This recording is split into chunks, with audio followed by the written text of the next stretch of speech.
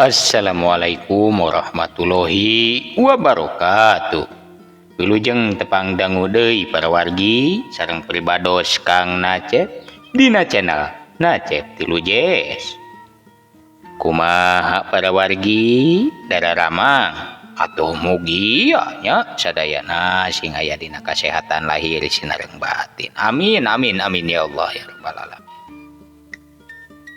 Atuh kalian eta urang sami-sami deui nya ngaduakeun ka wargi urang, kerabat urang, sahabat urang, tatanggi urang.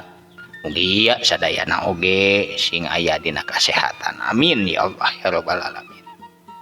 Dina danget ieu pribados jamang dongengkeun deui nyaeta urang teraskeun ya hanca garapan dongeng Sunda anu katuna teh nyaeta si Onyil.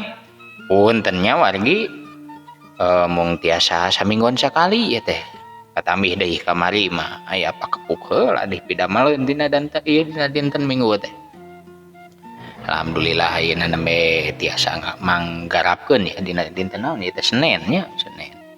Nanging ke panginten sajeroning mangdongengkeun hapunten pisan.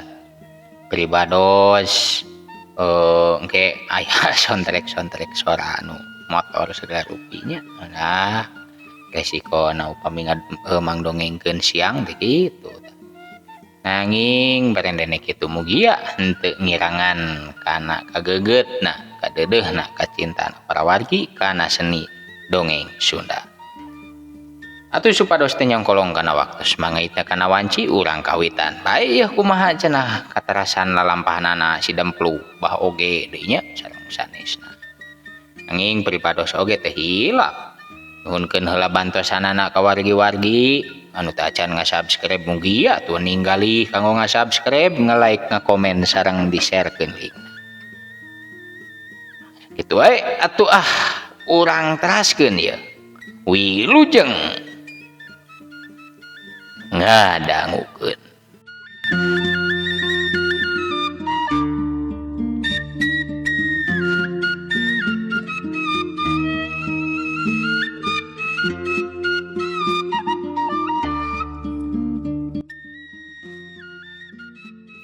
Dina wanci janari gede si Demplu anu ingkleud leumpangna ingkleud kundang iteuk teh atuh geus napi kiwari mah ka imahna bah oge.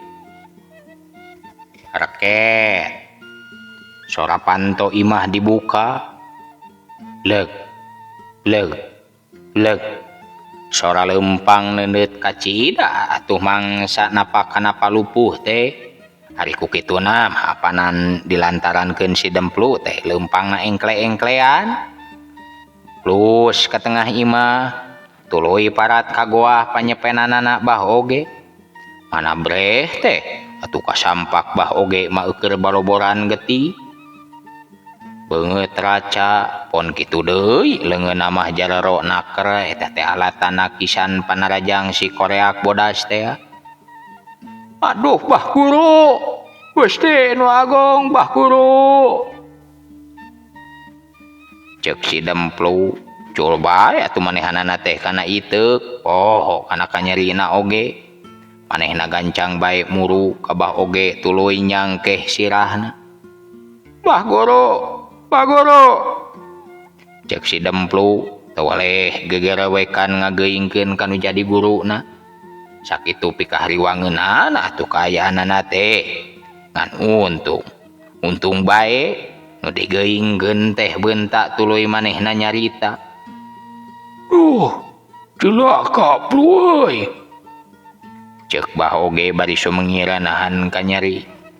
Tong waka nyerayos bah guru. Pasisi abdi bade ieu bade nyenak ulah cai nganeut. Urang landongan ulah ieu aduh nu raheutna bah guru.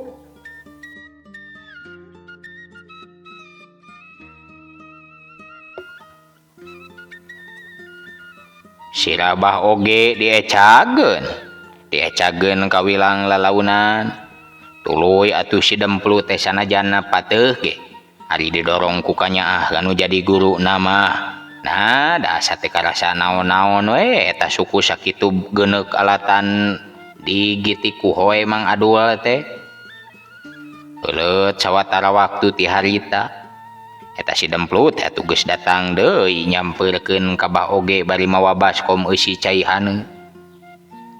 Tah tatuna Bah Oge teh ditetelan ku kain baseuh anu haneut. Mana keuna atuh kana raheutna atuh Bah Oge teh sirikna ngajarete alatan ku peuri. Aduh.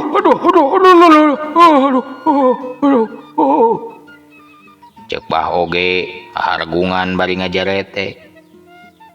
Aduh pangapunten Bah Guru punten. Singkiat ieu margi pilih kabujeng ieu jaraman Bah Guru. Pilih kabujeng ieu konveksi. Pamin teu enggal dibersihan. Aduh singkiat Bah Guru. Lain konveksi aja Demplut. Infeksi gitu. Si Demplut tuluy nuluykeun marsihan tatu nu aya dina leungeun jeung beungeutna Bah Oge.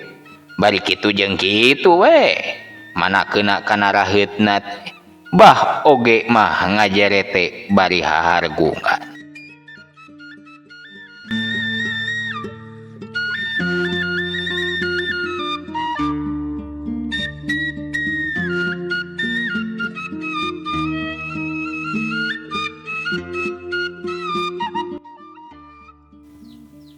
Peuting harita wanci asa matak pika keungeun pihariwangeun jeung pika ketireun atuh balukara tina nafsu manusa nu mibanda sifat sarakah kana dudunya alatan nitah ka jelema nu sasar lampah tuluy ditampanan ku makhluk nu heureuyna teu apal kana wanci atuh geuning kitu ngabalukarkeun jelema nu teu mais teu meuleum ge jadi kababawa cilaka jeung tunggara.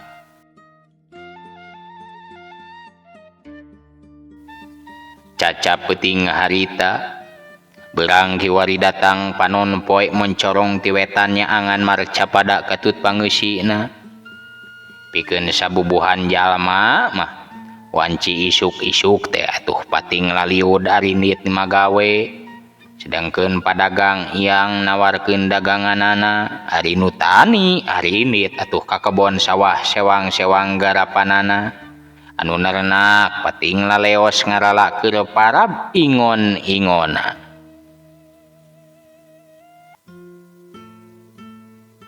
Ngan di hiji imah katingali aya 3 urang lalaki manehna mah keur pating ngabaheuhai we. Nu udud nyarande dina tihang aya oge nu kadon moyan bari nginum kopi malah atuh nu awakna panggedena bari brewos jembros godegan mah harita teh keur tumpang kaki we bari nempokeun sabubuhan hayam adu nu keur dipoe di kurungan tina kurung awi. Tetela eta jalma teh nyaeta gegedug begal anu kawentar barangasan. Manehna teh katelah nama Bah Bewok lantaran bewok jembros godegan. Sedangkeun anu 2 urang baturna nyaeta katelah si Roheng jeung si Komed anu tetela. Eta 2 urang jalma teh kanyaah pisan Bah Bewok.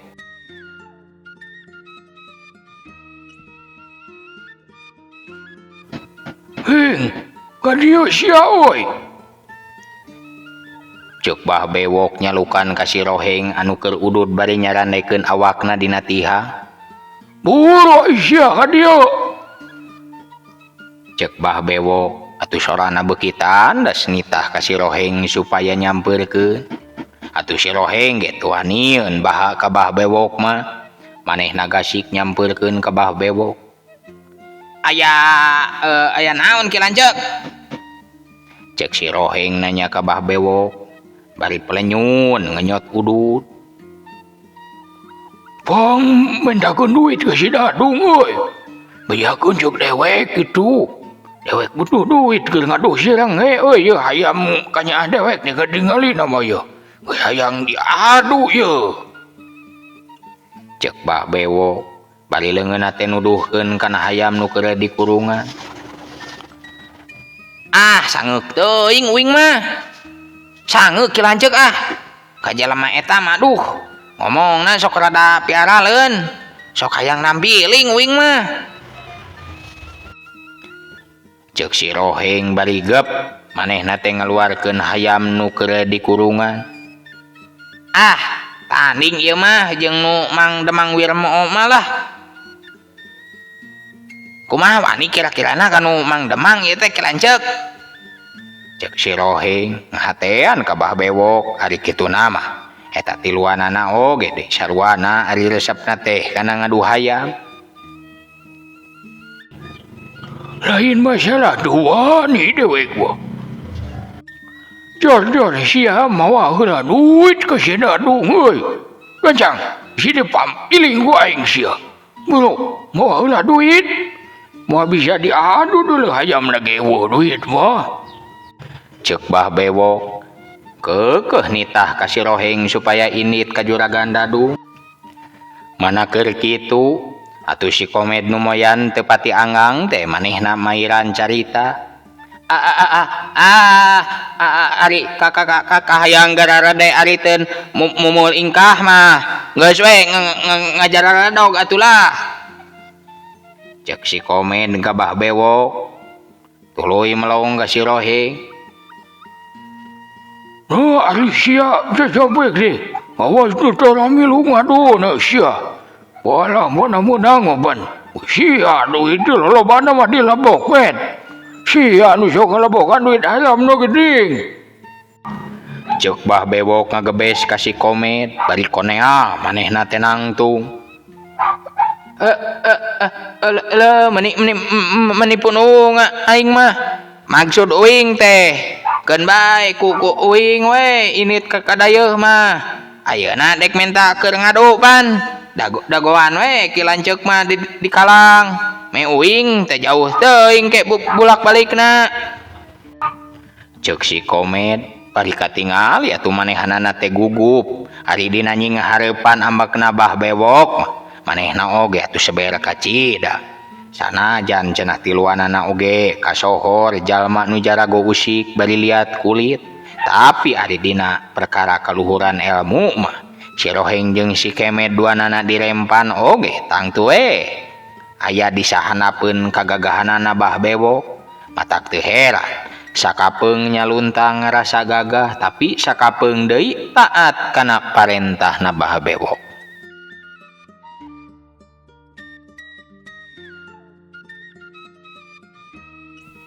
Tekung si Lila atuh Leo si Komed mah init kadayeuh nu maksudna mah dek menta duit ka Juragan Dadung.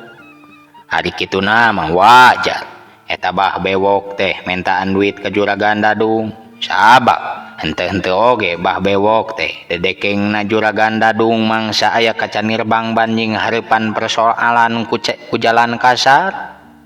Sedengkeun lamun pamuntangan ku jalan lemesna mah pan Juragan Dadung teh sok kabah oge atawa ka marwi hiji nini sakti ilmu kabatinanana anu sakaligus kuncen nu jadi panepung Juragan Dadung jeung jalan kasesatanana.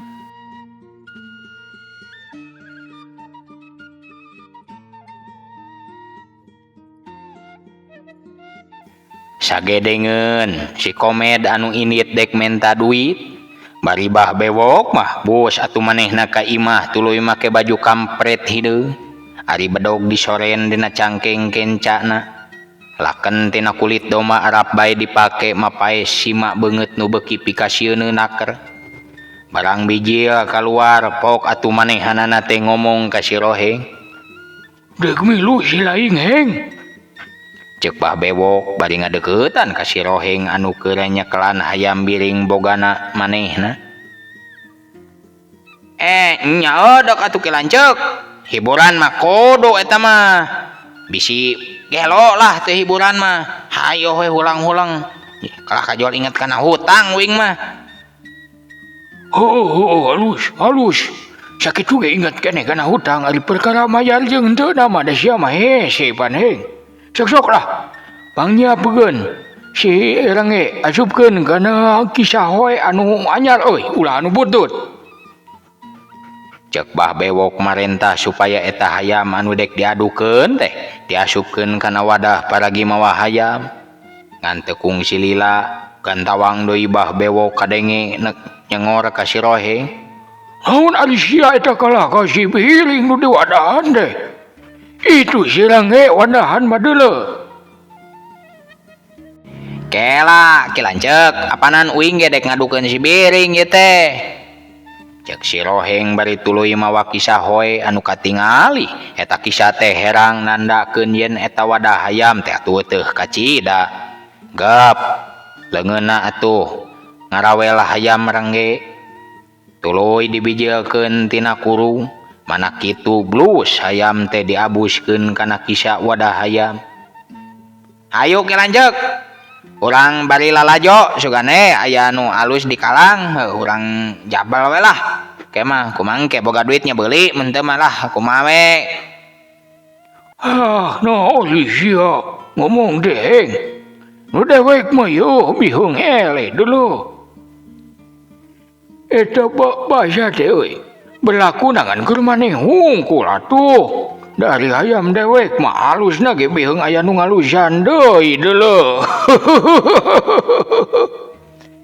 Cuk bah bewok bari nyi nyarengeh seuri awahing ku yakin kana kamampuan si Rangge. Hayu urang ini ayeuna mah meh teu panas deui di jalan. Cek bah bewok ngajak indit manehna bari miheulaan leumpang. Tuluy dituturkeun ku si Roheng anu ngajingjing dua kisah eusi hayam anu rek diadukeun. Jarak ka eta pakalangan ngadu hayam teh atuh kawilang jauh kacida. Tempatna aya di tengah-tengah kebon awi nu anggang ka mana-mana. Harina kituna mah eta teh tempat di dinya teh aja. Sabab sangkan teu kanyahoan teuing ku para punggawa company. Nu mana dina waktu harita yen ngadu hayam teh kaasup salah sahiji strap barpet atawa tindak pidana. Nyaeta tindak pidana teh bisa ditibankeun hukuman pikeun palaku nu ngalakukeun tindak pidana. Dina lebah jalan gede harita bah bewok katut si Roheng anu keur leumpang teh pasamprok jeung si Komed anu turun milu balik tina wahon. Geus kitu eta tilu urang lalaki teh ngajugjug ka kalang babarengan bari ngobrol saja jalan. Awahing ku uplekna ngobrol atuh di jalan anu rumpil bari nanyak tetela we kasungsina menit teu karasa. Kadenge harita si Roheng nanya ka si Komed, dibere sabaraha euy? Dibere sabaraha med ku si Dadung teh? Cek si Roheng bari mikeun kisah ka si Komed ngarah mawa hayam. Ayeuna mah tuh jadi hiji ewa. Bari nampak kisah si Komed kadenge ngajawab, dibere 50 beng leuwih salawe euy. Leuwih salawe ketip. Maksudna mah salawe ketipna mah keur ongkos milu kana wahon. Ngan kebenaran we wahon teh mumul dibayar. Cek si Komed pananya ngajawab pananya baturana. Nah sinarieun jelema pahang samodel si kaldun gitu mere gede euy. Cek si Roheng, Geula. Nah ayo dewek rada heran mah nya jelema pahang model kitu mere duit ni loba-loba deui. Biasana ge 10 benggol deuleu keur ngadu hayam mah. Wah meureun eta mah. Ieu manyer pagawean meureun men.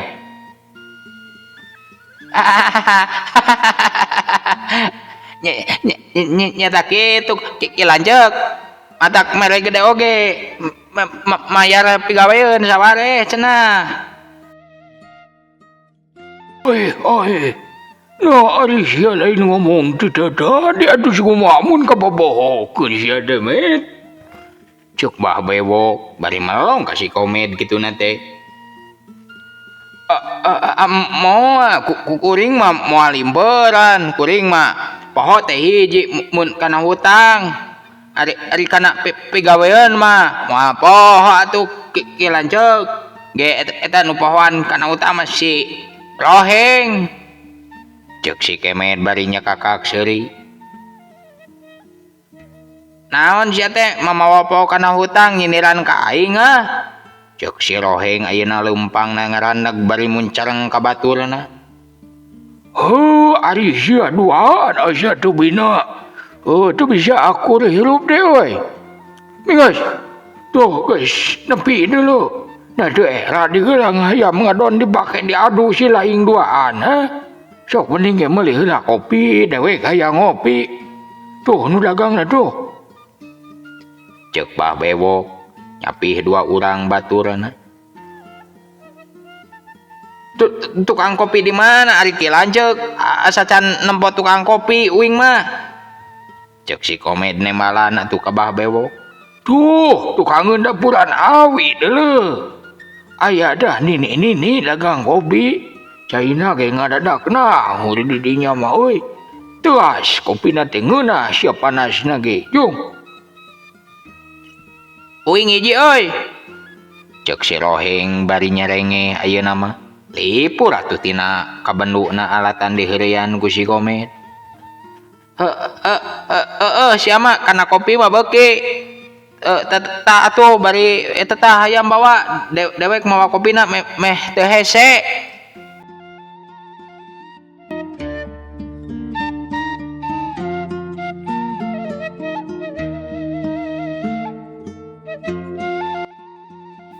Bah Bewok jeung si Roheng anu tetela jalma teh geus pada apa di tempat eta mah ka manehna tiluan teh mana datang teh atuh jol pada nyambut we sungsong nu ngarajak salam. Kek Bah Bewok mah diuk dina balai babangkuan awi nu tetela ayana teh dihandapkeun tangkal selong nu iuh lindu teu pati anggang atuh tina tempat ngadu hayam mah nu ngararadu atuh ayeuh-ayeuhan pating sarurak nyumangetan hayam sewang-sewangan. Torojo si Komed mawa kopi dina gelas awi. Mani 2 balen atuh mawa kopi teh sabab mawa 3 gelas teh. Mana geus beres ngopi ayeuna mah hayam nu kagiliran diadu teh nyaeta bagian si biring bogana si Roheng. Nu bakal tanding harita teh nyaeta si biring ngalawan si Jalak hayamna Mang Dodi orang Kertaonot. Bur hayam dialungkeun ka tengah pakalangan anu lalajo teh atuh ayak-ayakan. Ayeuh-ayeuhan suka bungah nempo 2 hayam pada mibanda kemampuan luar biasa. Loba jalma anu ngaradon tumpangan harita teh. Anu hiji naguh yen si Jalak hayamna Mang Dodi nu bakal meunang. Sabagean pihak mah atuh nyangkana teh hayam si Roheng cenah anu bakal meunang nyaeta si biring teh. Dina kajadian anu teu disangka-sangka eta si biring hayamna si Roheng teh eleh dibintih ku hayamna Mang Dodi. Atuh pikeun Mang Dodi mah katut nu sejena nu ngadon Jararudi. Nya atuh eta teh hiji kajadian anu suka bunga mangsa si Jalak menang teh. Alus Jalak. Tah kitu atuh. Maneh mah bener euy. Bisa diandalkeun lah. Cek Mang Dodi bari ngarawuh hayamna tuluy diusapan beungeutna. Hade bener Dod. Hayam elaing malah. Aslina euy. Hade. Ada kuing mati tadi ge jong ngigir menang si Jalak lah. Cek jalma nu sejena atuh teh saeutik jalma maruji-muji kana kaalusan si Jalak. Nah atuh nya bae eta si Roheng anu teu payaan teh jol cangangang teh ngamek ka Mang Dodi. Sok ngalah make jeung dituluykeun ku nuding sagala pajarkeun teh cenah Mang Dodi mangalici. Ari Mang Dodi deui sarwana manehanana teh alatan teu rumasa ngalici geura bae atuh jeung si Roheng antara Mang Dodi jeung si Roheng teh jadi silih sengor.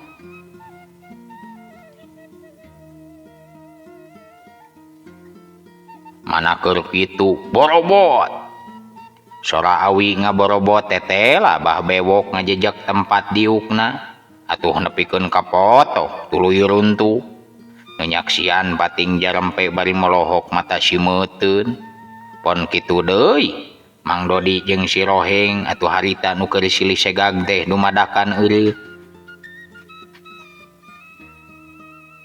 Dengekeun ka sia kabeh. Ka sia kabeh nu aya di dieu. Dewek kali dek hiburan euy. Lamun sakila sari laing raja Jararago, dek agul ku pangabisa, dek nemongkeun ka wani. Kop, sing saha bae ku dewek dek diaduan ye. Pon kitu deui si laing roheng. Cek Bah Bewok bari nunjuk ka baturna. Tuluy nuluykeun deui caritana. Ngan lamun nu datang ka dieu dek ngadon hiburan. Tangduna tu siapa maksudan yang dewek euy. Tah, ieu hayam dewek ngaranna Sirenge. Dewek boga duit 40 bengol. Sok si laing sakabeh arudunan digainya. Aduan dah hayam dewek euy. Kitu cenah cek susumarana Bah Bewok dina waktu harita. Anak keur kitu atuh kurunyung waktosna seep. Para wargi seep geuning waktosna. Cak atuh urang teu dugi ka dieu heula nya, ieu lalakon si onyel teh. Sadacan pribados amit mundur amit mungkur, pribados neda dihapunten tina samudaya kaluputan kalepatan pribados tina langkung saur bae carek ti calotot omong ti soledatna basa. Oge, sagedengeun ti eta pribados teh nyuhunkeun bantosanana kanggo di-subscribe, like, comment sareng di-share. Sakitu bae, wassalamualaikum warahmatullahi wabarakatuh.